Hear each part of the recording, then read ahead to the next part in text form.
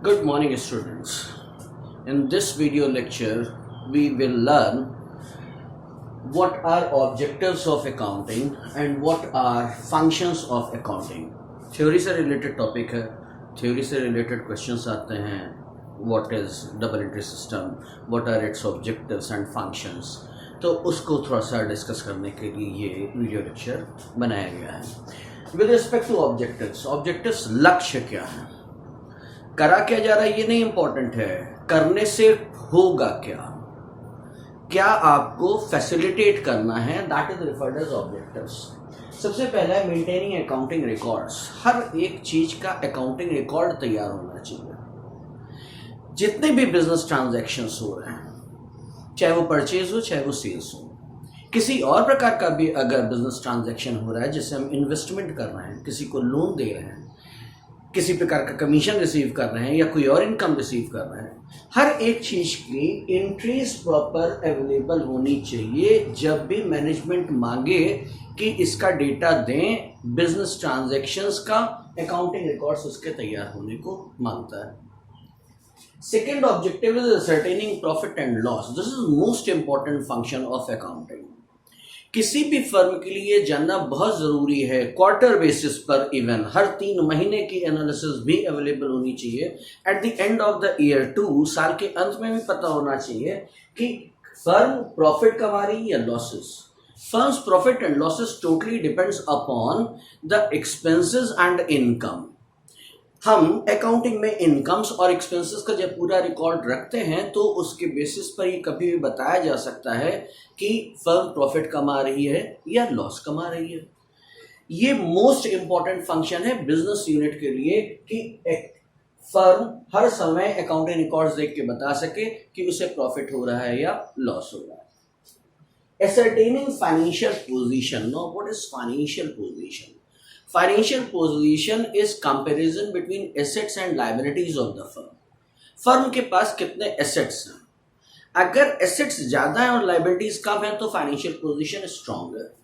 और अगर एसेट्स कम पड़ रहे हैं, एक्सटर्नल लाइबिलिटीज ज़्यादा हैं, I repeat again, external liabilities ज़्यादा हैं, यानी कैपिटल कम है और बाहर से दिया गया लोन ज़्यादा है, तो उसकी फाइनेंशियल पोजीशन कमज़ोर हो जाती है. हम जब बैलेंस शीट बनाते हैं तो उसमें एक तरफ सारे एसेट्स और सारी लाइबिलिटीज़ लिखते हैं. I repeat, balance sheet. Balance sheet में सारे एसेट्स और सारी लाइबिलिटीज़ का डिस्क्रिप्शन दिया जाता है और वहाँ से ये एनालाइज होता है कि फाइनेंशियल पोजीशन क्या है.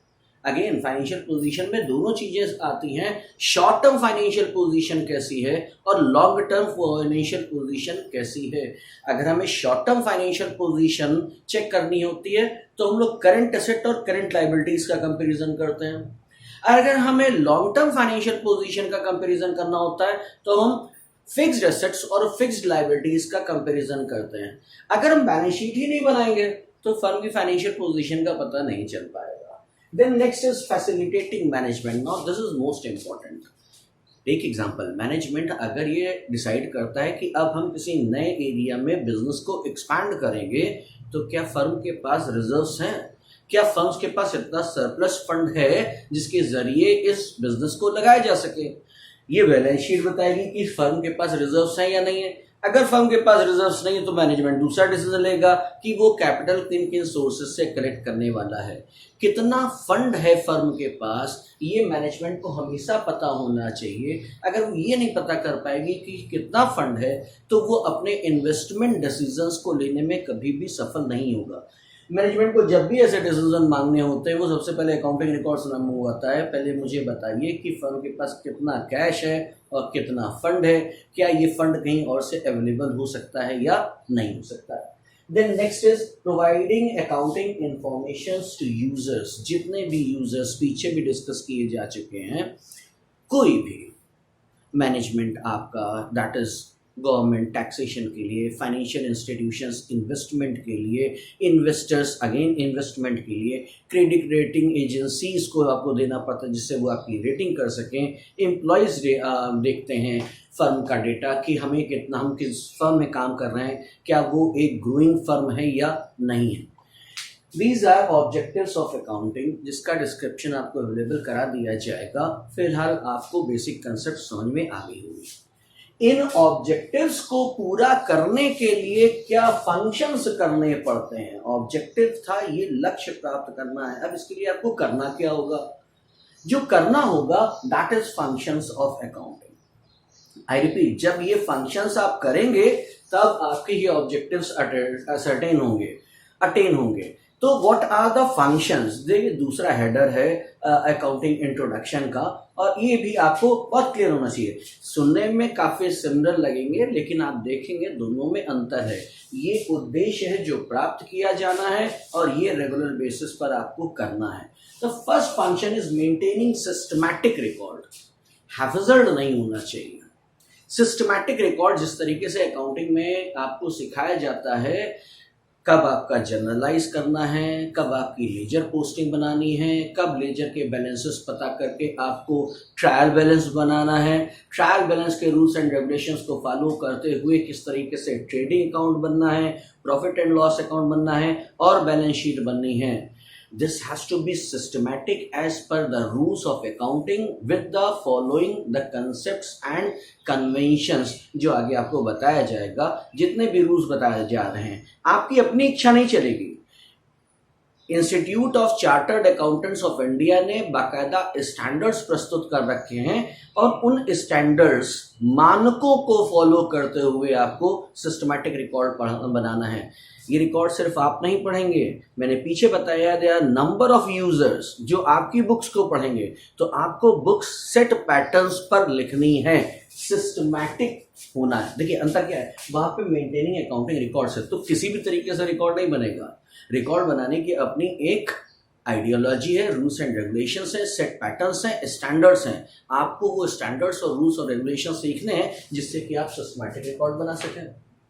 Then next is communicating financial results. Accountant की ये जिम्मेदारी है, अगर उसे किसी प्रकार का अलार्मिंग फिगर दिख रहा है, ये एक्सपेंस बहुत ज्यादा हो रहा है, पिछले साल के कंपैरिजन में यहाँ से इनकम कम आ रही है, इस जगह पर एसेट्स जो थे वो पेपर्स में हैं, फर्म में कहीं वो एसेट दिखाई नहीं दे रहे हैं, अगर इस तरीके की कोई भी इंफॉर्मेशन आ रही है तो अकाउंटेंट की जिम्मेदारी कि वो तुरंत जाकर के मैनेजर को इन्फॉर्म करे, सर ये थोड़ी सी लूपहोल्स हैं अकाउंटिंग रिकॉर्ड्स में।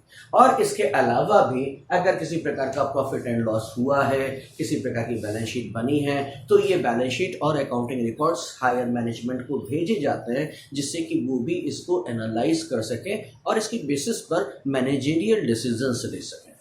Then next is meeting legal requirements. Law है और लॉ के आधार पर इंडिया में बिजनेस होता है। इंडियन कंपनीज एक्ट 1956 ने बाकायदा सेट पैटर्न्स दे रखे हैं, गवर्नमेंट ऑफ इंडिया ने सेट पैटर्न्स दे रखे हैं, institute of chartered accountants of India ने भी सेट पैटर्न्स दे रखे हैं, उनके रूल्स हम पर फॉलो होते हैं। हम जब इन अकाउंटिंग रिकॉर्ड्स को बना रहे हैं तो हम लोग इन अकाउंटिंग रिकॉर्ड्स को बनाते समय पूरी लीगल रिक्वायरमेंट्स को फॉलो करेंगे। ये जरूरी है कि आप अकाउंटिंग रिकॉर्ड्स बनाएं, चॉइस नहीं है। अगर आपको इंडिया में बिजनेस करना है तो इंडियन गवर्नमेंट रूल्स और रेगुलेशंस के आधार पर आपको अकाउंटिंग रिकॉर्ड्स बनाने होते हैं, समय समय पर पेश करने होते हैं। Then next is protecting business assets. Crore के एसेट्स होते हैं बड़े बड़े मल्टीनेशनल कंपनीज में, किसी को अंदाजा भी नहीं होता, पेपर ही बता रहा होता है कितने एसेट्स हैं, कि छोटे छोटे स्टोर्स में लाखों का माल पड़ा हुआ होता है, कितना का क्लोजिंग स्टॉक बचा हुआ है, कितने का वर्क इन प्रोग्रेस बनता हुआ माल वर्क इन प्रोग्रेस पड़ा हुआ है, कितने का ओपनिंग स्टॉक है, प्लांट कितने का है, मोटर कार्स कितने की हैं, ये सब करोड़ में होती हैं।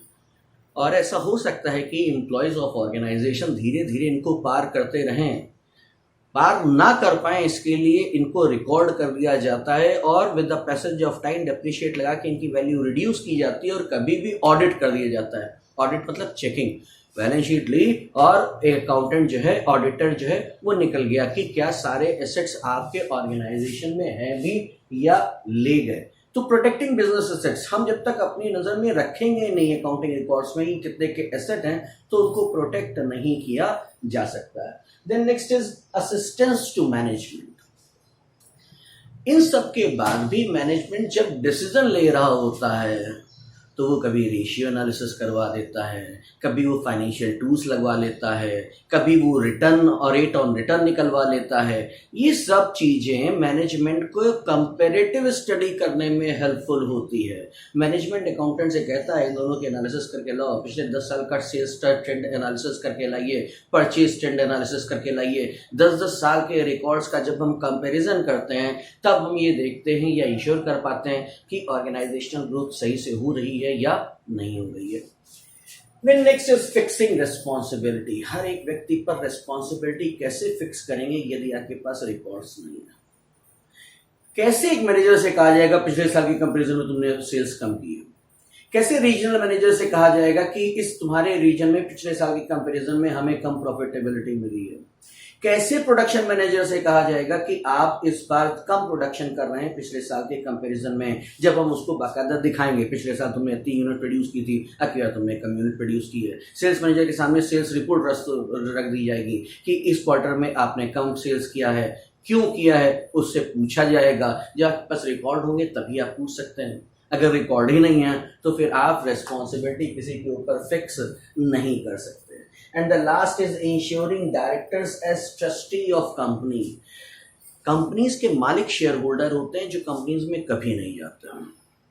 कंपनी सही से काम करे इसके लिए डायरेक्टर्स मैनेजर्स के रूप में तो काम करते ही हैं, ट्रस्टी के रूप में भी काम करते हैं। ट्रस्टी वो होता है जो ये इंश्योर करता है कि फर्म सुरक्षित है, फर्म के एसेट्स चोरी नहीं हो रहे हैं, फर्म का बिजनेस ग्रो कर रहा है और साथ ही साथ फ्यूचर में फर्म्स के अच्छे प्रोस्पेक्ट्स भी हैं। These are functions. फंक्शंस का मतलब है ये अकाउंट्स द्वारा किया जाता है, और जब ये अकाउंट्स द्वारा किया जाता है तो इसको इंश्योर करना एक अकाउंटेंट की जिम्मेदारी है। ये ऑब्जेक्टिव्स अटेन तब होंगे जब हम लोग इन फंक्शंस को परफॉर्म कर रहे होंगे। This was the topic what I was supposed to discuss in this lecture, that what are the objectives and what are the functions of accounts। मैं एक मिनट हट जाता हूँ, आप इसका स्नैपशॉट ले लीजिए जो आपके नोट्स के काम में आएगा, और please take snapshot. I hope आपने स्नैपशॉट ले लिया होगा। अगर किसी भी प्रकार की प्रॉब्लम है तो आप मुझे मेल कर सकते हैं। मेरा मेल आईडी है anushri143.as@gmail.com। Thanks a lot for watching the video. Have a good day, stay home, stay safe. Thanks.